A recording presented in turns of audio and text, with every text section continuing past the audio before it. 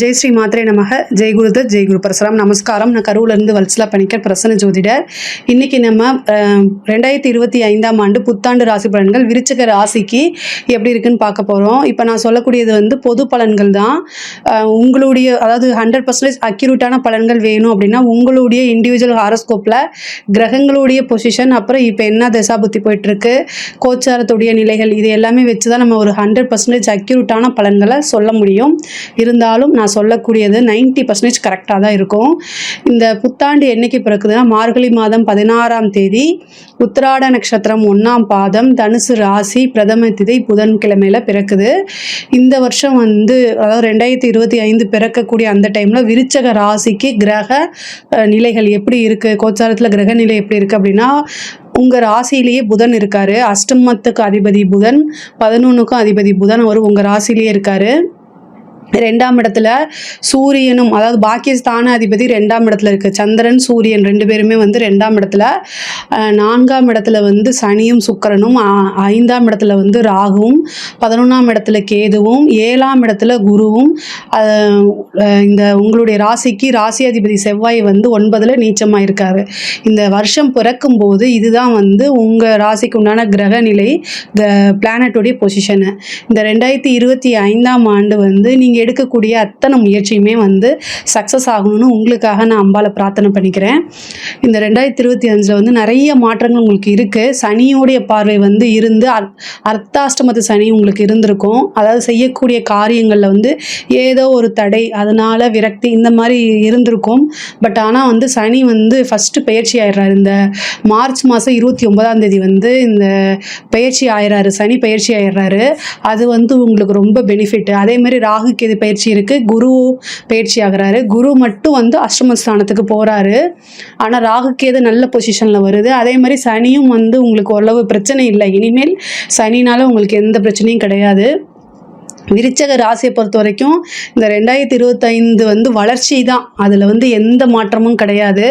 பொதுவாகவே உங்களுக்கு இப்போது நிறைய இவ்வளோ நாளாக தடைகள், இந்த மாதிரி விஷயங்கள் இருக்கும். ஏதாவது ஒரு விஷயத்தை செஞ்சிங்கன்னா திரும்ப திரும்ப அதே விஷயத்த செஞ்சு பல தடவை செஞ்சு அதை சக்ஸஸ் பண்ணுற மாதிரி இருந்திருக்கும். பட் ஆனால் இனிமேல் அப்படி இருந்திருக்காரு. ஏன்னா உங்களுடைய ராசிக்கு சனியோடைய பார்வை இல்லை. அதாவது சனி 10ஆம் பார்வை உங்கள் ராசியை பார்த்துட்டு இருந்தனால அந்த தடை தாமதங்கள்லாம் இருந்துகிட்டு இருந்திருக்கும். பட் ஆனால் இனிமேல் அது மாதிரி இருக்காது. சனியோடைய பயிற்சி தான் ஃபஸ்ட்டு உங்களுக்கு சக்ஸஸாக கொடுக்க போகுது. சனி 5ஆம் இடத்துக்கு போய் 11ஆம் இடத்தை பார்க்குறாரு.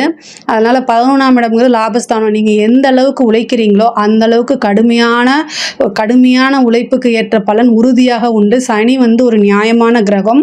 அதனால் நீங்கள் என்ன எஃபர்ட் போடுறீங்களோ அந்த எஃபர்ட்க்கு உண்டான பலனை உறுதியாக கொடுத்துருவார்.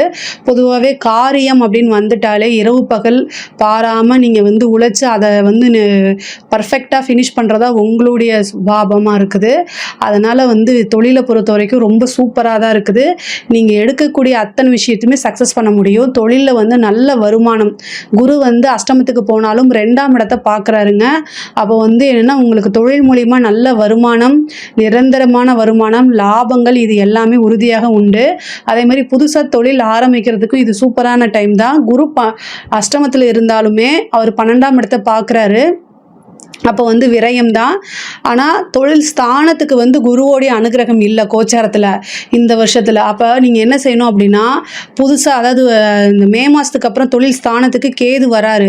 உங்களுடைய ஜாதகத்தில் 10ஆம் அதிபதியுடைய நிலை, 10ஆம் கிரகம், அதாவது இப்போ தசாபுத்தி இப்போ என்ன போயிட்டுருக்கு, இது எல்லாமே வச்சுட்டு புதுசாக தொழில் தொடங்குறதுனா பண்ணுங்கள். ஆனால் குரு 12ஆம் இடத்தை பார்க்கும்போது ஏதாவது ஒரு சுப விரயம் பண்ணிடுங்க. ஒன்று வீடு இடம் வாங்குறது, வாகனம் வாங்குறது, அல்லது புதுசாக பிஸ்னஸில் இன்வெஸ்ட்மெண்ட் பண்ணுறது, ஒரு நல்ல இன்வெஸ்ட்மெண்ட் பண்ணுறது, இந்த மாதிரி விஷயங்களை நீங்கள் ஹேண்டில் பண்ணிக்கோங்க.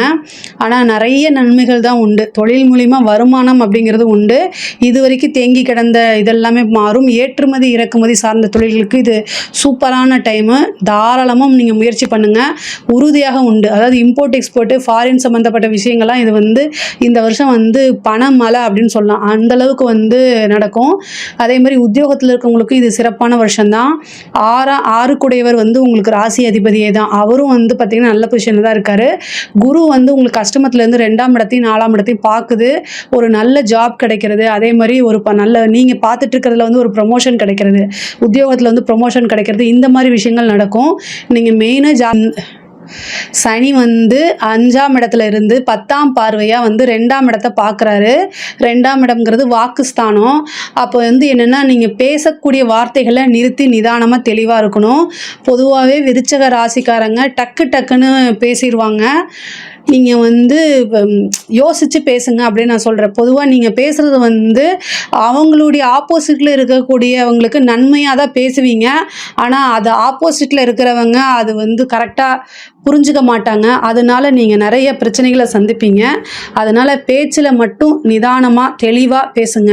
பேசக்கூடிய வார்த்தைகள் அப்படிங்கிறது ஒரு விஷயம் இருக்குது. சனியோடைய பார்வை இருக்கனால நீங்கள் பேசக்கூடிய வார்த்தைகளே உங்களுக்கு பெரிய ப்ராப்ளத்தை கொண்டு வந்து கொடுத்துரும். அது இல்லாமல் குடும்ப நபர்கள்கிட்ட அனுசரித்து போங்க. குடும்ப நபர்கள் இந்த வருடம் வந்து உங்களை மிஸ் அண்டர்ஸ்டாண்ட் பண்ணிக்குவாங்க. அவங்களுடைய ஆதரவை நீங்கள் எதிர்பார்க்காதீங்க. அது பெரிய லெவலில் உங்களுக்கு சப்போர்ட் பண்ணாது. பெண்களை பொறுத்த வரைக்கும் வந்து இந்த வருஷம் வந்து நீங்கள் நினைச்ச காரியங்கள் வந்து கைகூடும். ஆனால் கணவன் மனைவியிடையே இருந்த பிரச்சனைகள்லாம் வந்து ரொம்ப கேர்ஃபுல்லாக கையாளணும். குருவோடைய அனுகிரகம் இல்லை, அஷ்டமத்துக்கு போகுது. அது சனியோடைய பார்வை வேற வருது. அதனால் வந்து சண்டை சச்சரவுகள் வரத்துக்கு உண்டானது இருக்குது. கணவருடைய தேக ஆரோக்கியத்தில் கூடுதலாக கவனம் செலுத்துங்க. அதாவது உங்களுக்கு எக்கனாமிக்கலாக நிறைய வளர்ச்சிகள் இருக்குது. ஆனால் குடும்ப ரீதியாக மனக்கசப்பை உண்டு பண்ணும். முக்கியமாக திருமணம் சம்மந்தப்பட்ட விஷயங்களில் திருமணம் ஆனவங்க வந்து சின்ன பிரச்சனைகளாக இருந்தால் ரொம்ப அமைதியாக போங்க. சில பேர்த்துக்கு மன முறிவை கொடுத்துரும். கோர்ட்டு கேஸு, டைவர்ஸ் இந்த மாதிரி விஷயங்கள்லாம் வந்துடும். அதனால் ரொம்ப கவனமாக இருக்கணும். அதே மாதிரி இந்த 10ஆம் இடத்துக்கு வந்து கேது வரதுனால ஒரு கர்ம பிராப்தம் இருக்குது. அதனால் வீட்டில் இருக்கவங்க வந்து முடியாமல் இருக்காங்கன்னா உடனே ஹாஸ்பிட்டலைஸ் பண்ணுங்கள். அவங்களுக்கு ஹெல்த் செக்கப் பண்ணுங்கள். இமீடியட்டாக வந்து ஒரு ட்ரீட்மெண்ட் எடுங்க. இல்லை அப்படின்னா அது ஒரு பெரிய கண்டமாக மாறுறதுக்கு உண்டான அமைப்பு இருக்குது. தாய்வழி சொத்துக்களில் இருந்த பிரச்சனைகள்லாம் நீங்கி உங்களுக்கு தாய்வழி சொத்துக்கள்லாம் வந்து சேரும். படிப்பை பொறுத்த வரைக்கும் வந்து நல்ல மாற்றங்கள் இருக்குது. படிப்பில் வந்து முன்பை விட நல்ல ஆர்வம் வரும். இந்த ராகு வரதுனால ஏற்கனவே மந்தமாக இருந்தவங்க கூட இந்த ராகு கேது பயிற்சிக்கு அப்புறம் நல்லா படிக்கிறதுக்கு உண்டான வாய்ப்புகள் இருக்குது. நல்ல ரிசல்ட்டை எதிர்பார்க்க முடியும்.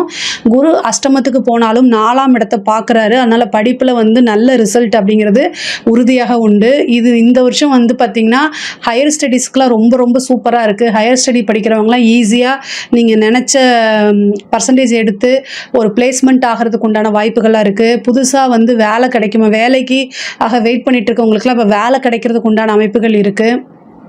கலை சம்மந்தப்பட்டவங்களுக்கு, கலை அப்படின்னாலே வந்து இந்த விருச்சிக ராசியை பொறுத்த வரைக்கும் ரொம்ப கவனமாக இருக்கணும்.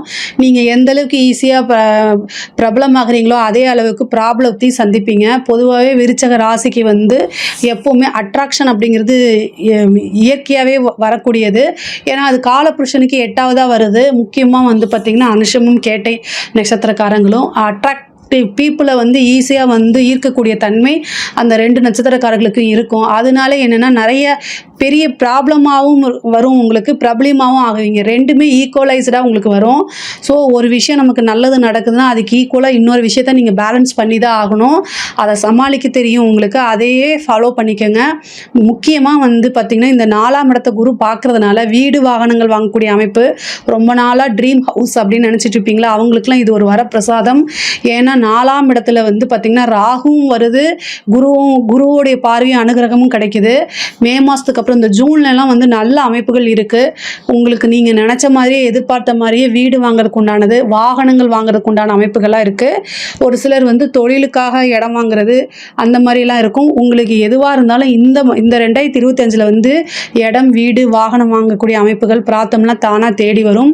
அதே மாதிரி தந்தை வழி சொத்துக்கள் இருக்கக்கூடிய பிரச்சனைகளும் நீங்கி உங்களுக்கு தந்தை வழி சொத்துக்கள் வரும். குருவோடைய பார்வை இருக்கனால உங்களுக்கு வந்து 3ஆம் இடத்துக்கு, அதாவது ஏப்ரல் மே மாதம் வரைக்கும் வந்து 3ஆம் இடத்துக்கு குருவோடைய பார்வை இருக்குது. இவ்வளோ நாளாக வந்து உங்களுக்குன்னு உண்டான பாகப்பிரிவினை சேராமல் ஏதாவது கோர்ட்டு கேஸு வழக்குகள் இருந்தால் கூட அதெல்லாமே உங்களுக்கு சாதகமாக மாறி அது உங்களுக்கு உண்டான ஷேர்ஸ்லாம் வரதுக்கு உண்டான அமைப்புகள் இருக்குது.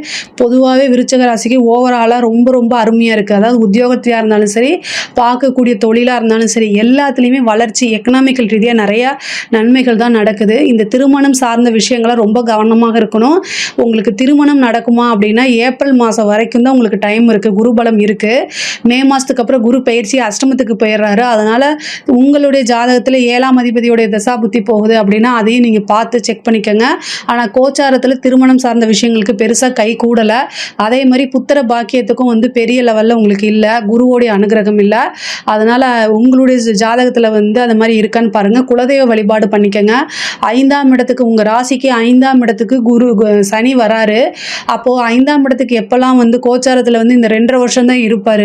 இந்த 2.5 வருஷம் வந்து எவ்வளோக்கு எவ்வளோ குலதெய்வ வழிபாடு பண்ணி குலதெய்வத்தோடைய அனுகிரகத்தை வாங்குறீங்களோ அந்த அளவுக்கு வந்து உங்களுக்கு உறுதியாக வளர்ச்சி உண்டு. நமக்கு எந்த விஷயம்னாலும் உடனே டக்குன்னு வரது வந்து குலதெய்வம் தான் வந்து நிற்கும். அதனால் குலதெய்வ வழிபாடை அதிகமாக பண்ணிக்கோங்க. 2025 பொறுத்த வரைக்கும் அரசியல்வாதியாக இருந்தாலும் சரி, அரசாங்கத்துறை அதிகாரிகளாக இருந்தாலும் சரி, எல்லாருக்குமே வந்து நன்மைகள் தான். எல்லாமே வளர்ச்சி வளர்ச்சி அப்படிங்கிறது தான் இருக்குது. அதனால் இதில் ஏதாவது சந்தேகங்கள் இருக்குது அப்படின்னா கமெண்ட்ஸில் கேளுங்க, நான் கண்டிப்பாக ஆன்சர் பண்ணுறேன். நம்மளுடைய சேனலை லைக் பண்ணுங்கள், ஷேர் பண்ணுங்கள், சப்ஸ்கிரைப் பண்ணுங்கள். நன்றி, வணக்கம். நான் இதை வந்து